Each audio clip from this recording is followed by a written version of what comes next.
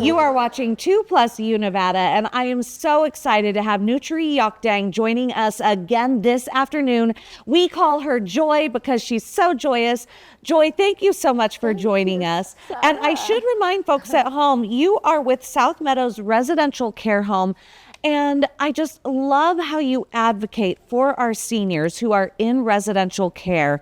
And you're bringing to light some topics that are really important that we as family members who care for our loved ones and are looking for residential care homes or have people in residential care homes, some things that we need to really be mindful of. That's right. And one of those issues you're telling me of, what is polypharmacy? The polypharmacy is the process that when the multi-medication are prescribing to treat someone, it's commonly used in senior. They have many multi-chronic conditions. So there are many drugs piling up. And so there are many drugs, and the concern is that some of these drugs aren't interacting correctly. Is that right? Because there are different people prescribing them to our senior? So what happened is that yes, there are drug and drug interaction as well. That is the main concern. And so, and as with side effects, and what is that compromise? Kidney, liver. So what we do is this is required by the state as well, is to make them review, not make them review, sorry. I mean, that's submitting all of the medication list that they receive, over-counter medication, supplement, and all of the medication for the provider to review the medication to see are there any interaction, the question that have to be asked. So that's your responsibility as the residential care home, right, to create an entire list. Yes. And that one list goes to one person, the primary care provider. Not only one person, they're seeing multiple, that all of them should be reviewed. All of those specialties need to be reviewed. Are there many medication treating for this one symptoms? Got it. So okay. That is the big issue. That is a big issue, but there's another issue too. And I actually saw this with my grandma, and that was dehydration. And many seniors find themselves getting dehydrated. They don't want to drink because they don't want to tinkle themselves. Yes, you are definitely right. And that is the big problem with senior. It's worse problem with senior that have dementia. Why is that? Because they are no longer recognized to eat and drink. Okay. So at the care provider, what do? We have to really go out there and encouraging them to drink. Mm-hmm. Do the senior have a cup of water next to them? Mm-hmm. Because dehydration, it kind of suffer, Sarah. Yes, suffer. They'll suffer from dehydration, and like you said, someone with dementia, like they don't feel thirst. They forget to eat, and so you are monitoring that. Yes, and then that what is the complication? What the impact of dehydration? It's cardiovascular. That's the big impact. And so, and another impact is neurological impact. What is that?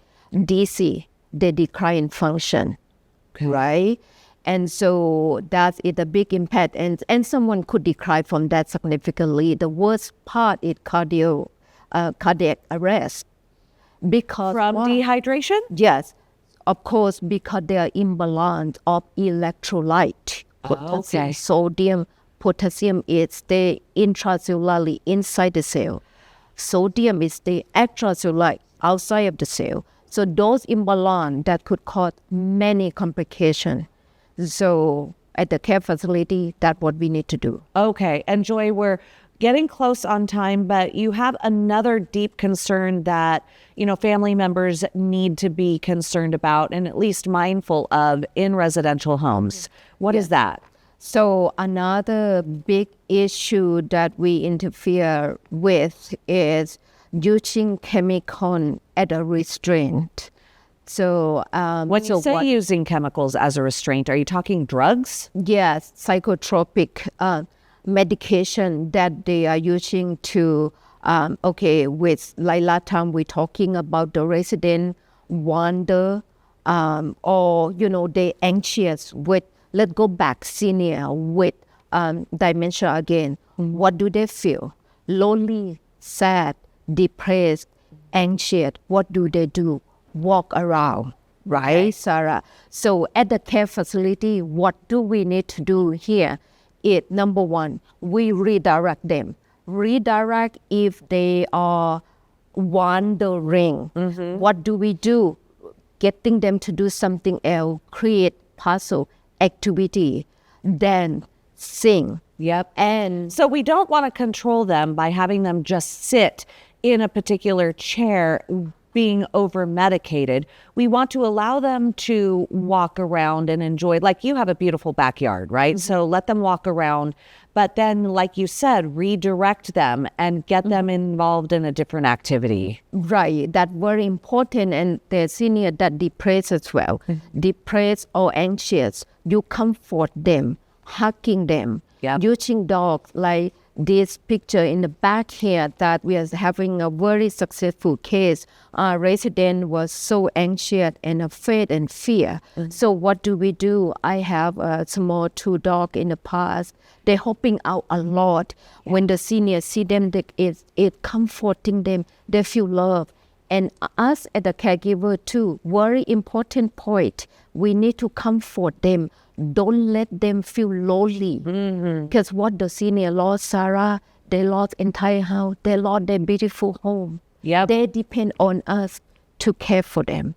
Well, Nutri, I just thank you so much for joining us this afternoon, and thank you for bringing up these very important topics. You have a beautiful care home. We've got your website up on the screen right now. Thank you for joining us this afternoon. Thank you. Sarah. You're watching 2 Plus U Nevada.